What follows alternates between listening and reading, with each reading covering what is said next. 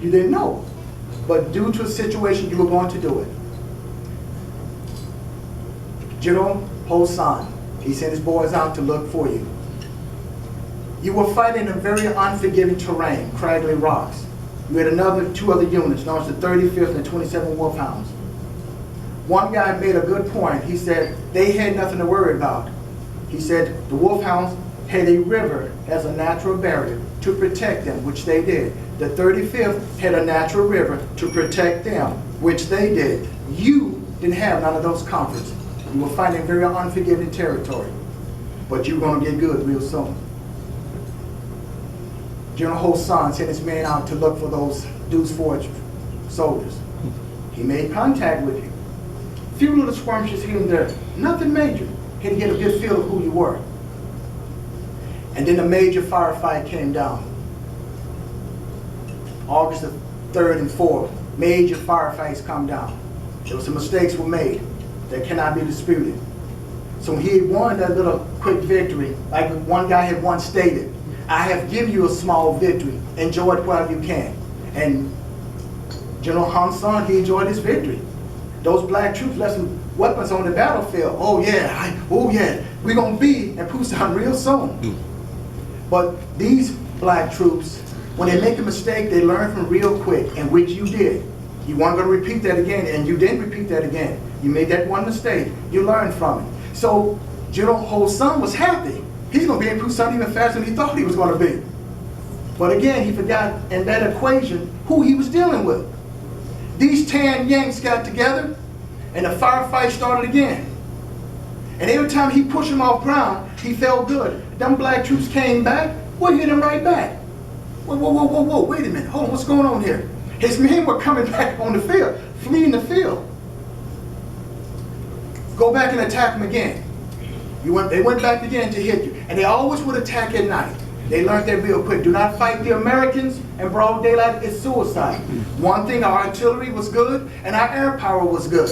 You had the 159 field artillery, the cock of the walk, and they were good. Them brothers could cap off 10 rounds in 1 minute, 10 rounds. And I didn't know this, so I started thinking about it. They would elevate their guns up like this, shoot up some rounds, lower it again, shoot up some rounds, lower it again, boom, and raise it back up. Now while they were doing this, it would create a multiple rocket effect.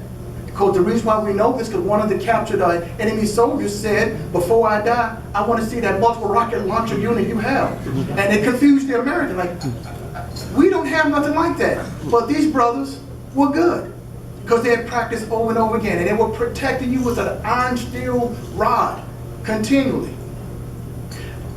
General Hosan got back together. Let's hit him again. And he hit you again. And again and again. But you kept coming back. So he hit him.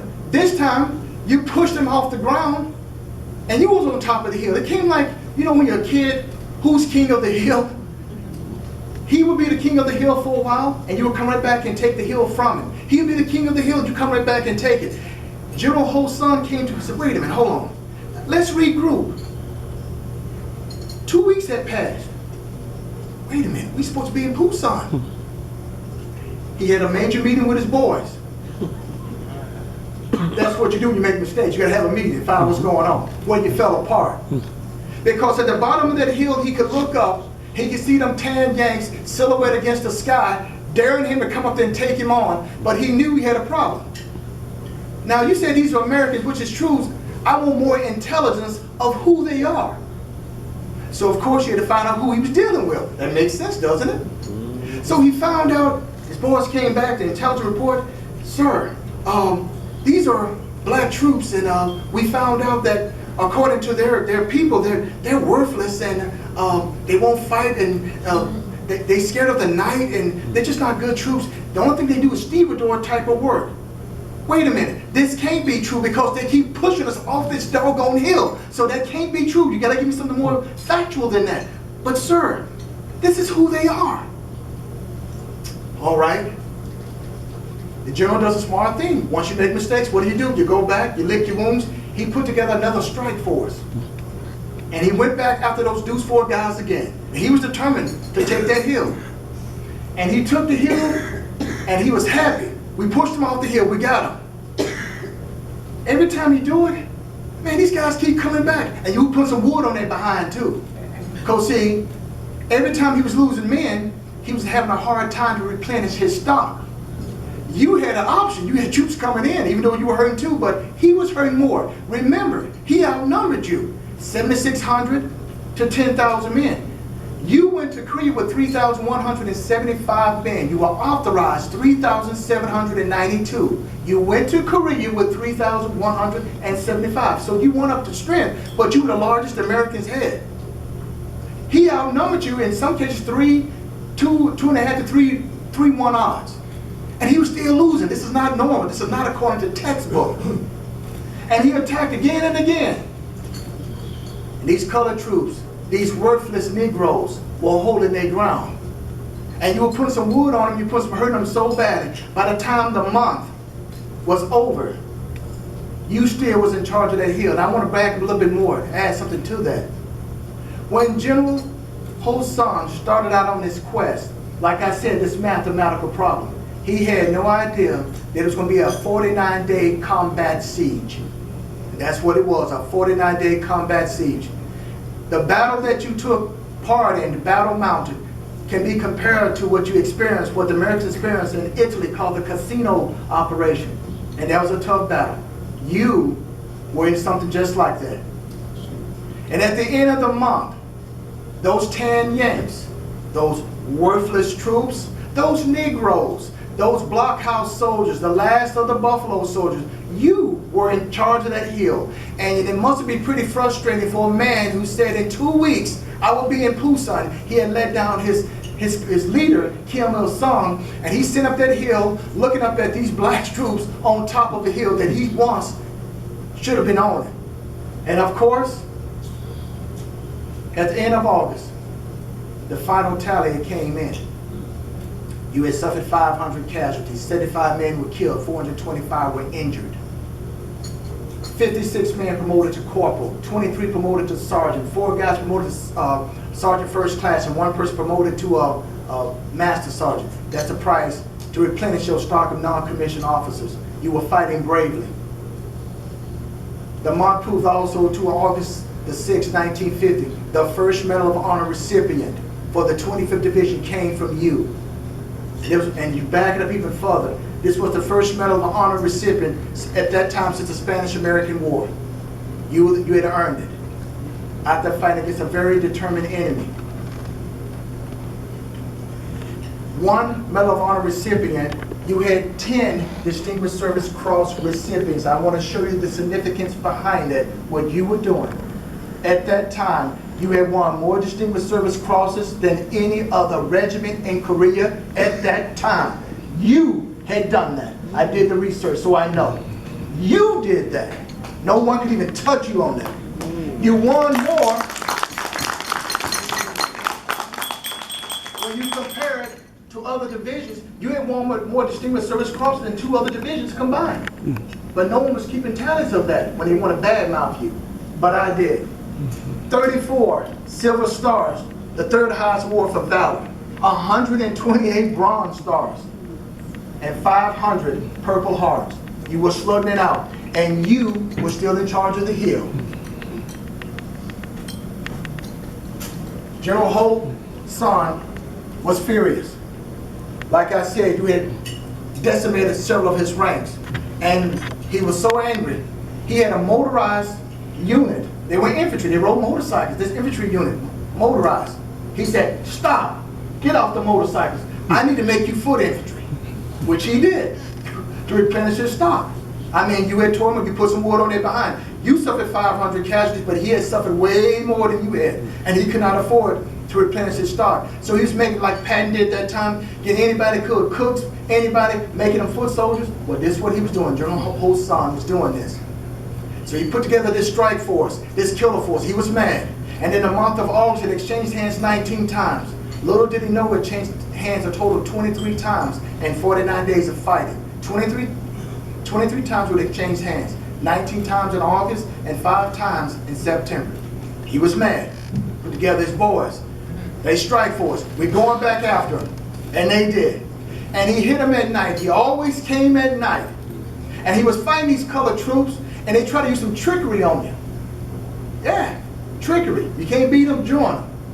Guess what he decided to do with his boys? Remember now, they had captured and killed other Americans. Not some of your guys, some other guys. And they had uniforms, American uniforms, because they didn't fight fair. They didn't believe in fighting fair. You did. You had a sense of honor and chivalry. They did not.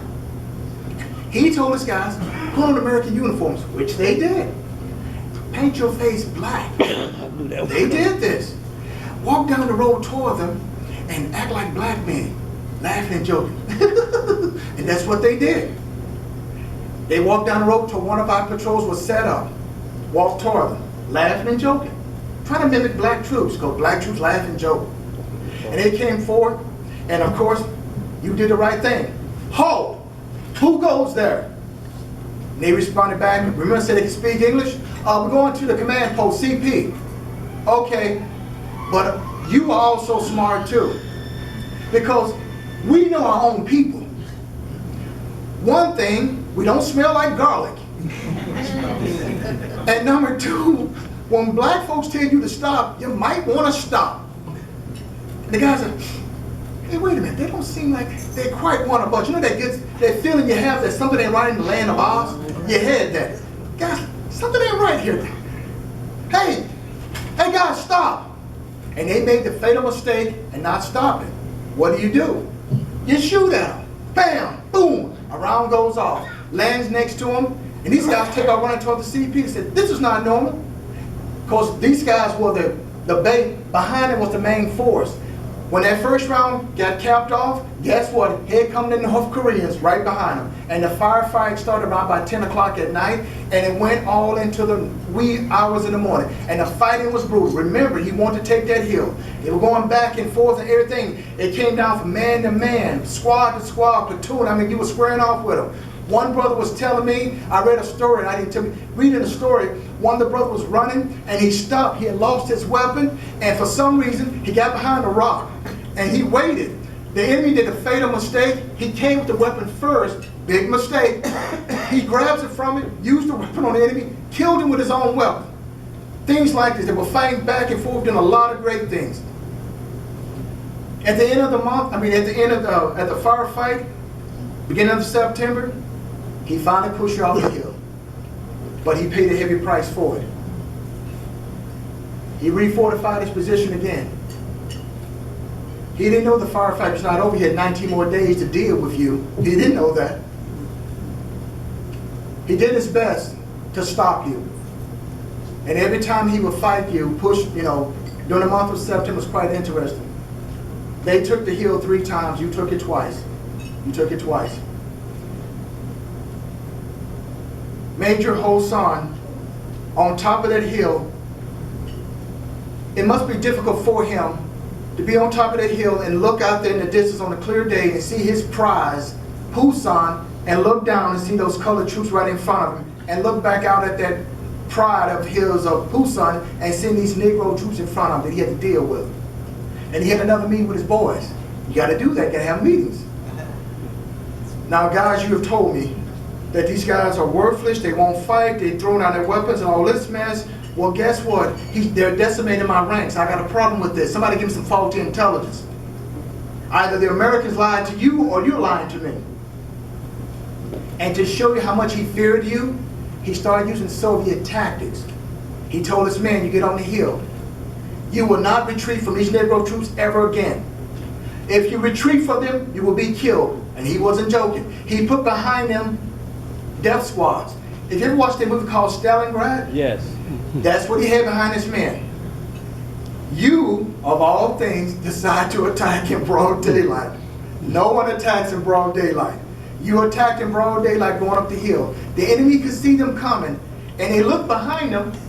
They said, if we run, we're dead. If we stay, we're dead. Which that was the choice they had to deal with. And you came up there with flamethrowers because you were not in the mood to take any prisoners. And you didn't take too many. You were tired of taking that hill, and you were tired of the enemy. And you were reminding them who they were dealing with. Not some nickel and dime, crackerjack American soldiers. You were good. You were the Deuce 4, blockhouse. As you came up that hill, you took it back, using flamethrowers, driving them out. The poor guys raised their hand to surrender. You weren't in the mood to take it into prison. You showed no mercy. You cut them down. You lit them up. The ones who tried to flee the field, their own men opened up on them, killed them deader than doorknobs. You took the hill back.